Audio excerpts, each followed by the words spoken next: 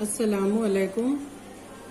MCPS online classes में आपका खैर मकदम है।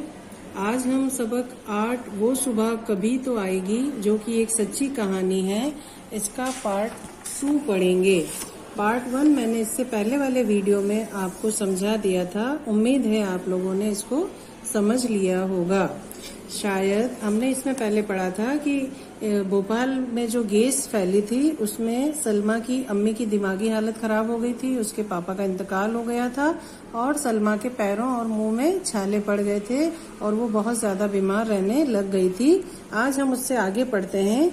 शायद इस एहसास ने उन्हें ठीक होने में मदद की।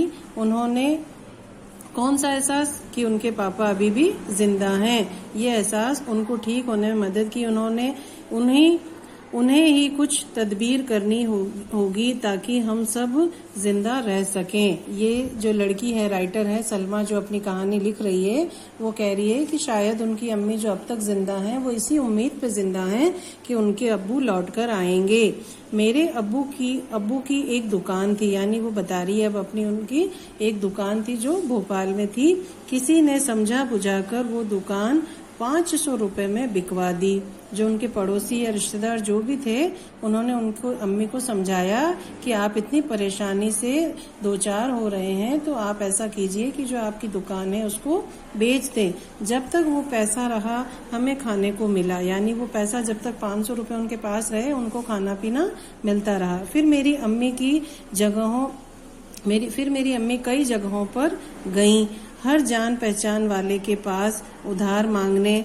उन्हें दूसरों का काम भी करना पड़ता था, यानी वो किसी दूसरे के घर जाकर काम भी करती थी। इसके अलावा मेरे इलाज पर कुछ न कुछ खर्च भी होता रहा। मैं हमेशा से बीमार ही रही। जब से वो गैस रिसाव हुआ तब से सलमा कह रही है कि मैं बीमार ही रहती थी। मेरी एक जुड़वां बहन है जो बिल्कुल ठीक है, यानी उसकी जो सिस्टर है वो बिल्कुल ठीक है। मेरी अम्मी चिल्लाती थी कि वो मेरी मुसलसल बीमारी और इलाज से तंग आ गई हैं। कई बार ऐसा होता है जब घर में कोई लंबे समय तक बीमार रहता है तो इंसान जो घर में उसके साथ रहते हैं, उसके जो खास होते हैं, वो भी उन पे चिल्लाने लग जाते हैं। एक मर्तबा की बात है, जब मैं बहुत बीमार थी, किसी ने अम्मी को प्राइवेट डॉक्टर के पास ले जाने की सलाह दी।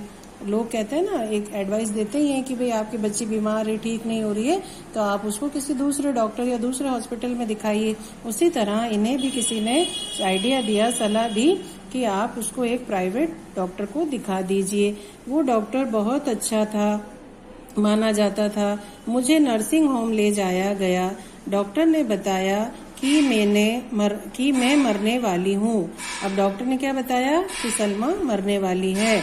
इलाज के लिए सिर्फ नर्सिंग होम के बिस्तर का खर्च ही 250 रुपए रोजाना का है। अब उसको तो सिर्फ 500 रुपए मिले थे, वो भी खर्च हो गए थे, और यहाँ पर सिर्फ बिस्तर का जो खर्च है वो 250 रुपए रोजाना का है।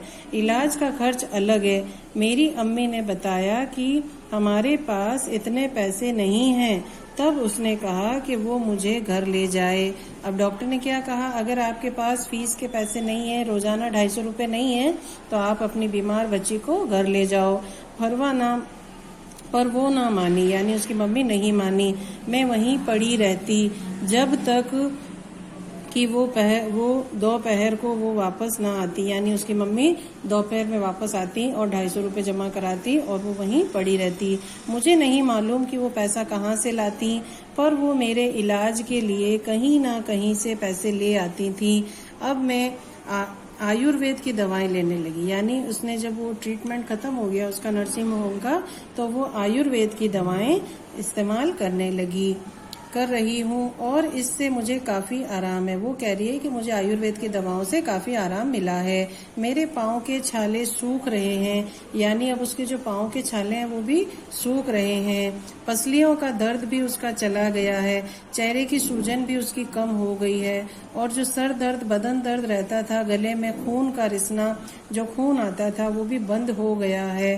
अब मुझे पहली मर्तबा ऐसा महसूस होता है कि मैं ठीक हो सकती हूँ, यानी अब उसको ये उम्मीद हो चली है कि ये सब दवाइयों से मैं ठीक हो सकती हूँ। मैं जानती हूँ कि अभी हमें बहुत दूर जाना है, यानी वो क्या कह रही है कि मैं जानती हूँ कि मुझे अभी बहुत दूर जाना है, मैं बहुत खुश रहती हूँ, मैं अब जीना चाहती हूँ। यानी पहले उसने अपने जीने की आस छोड़ दी थी, अब वो कह रही है कि मैं जीना चाहती हूँ। ये जो भोपाल गैस हुआ था ये 1984 जो हमारे पेज नंबर 39 पे दिया हुआ है कि ये भोपाल गैस 1984 को हुआ था सर्दियों में, जो कि मध्य प्रदेश के शहर में है।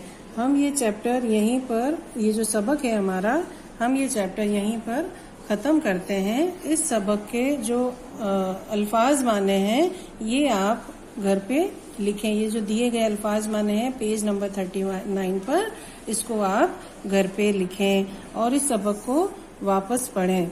अल्लाह हाफिज़।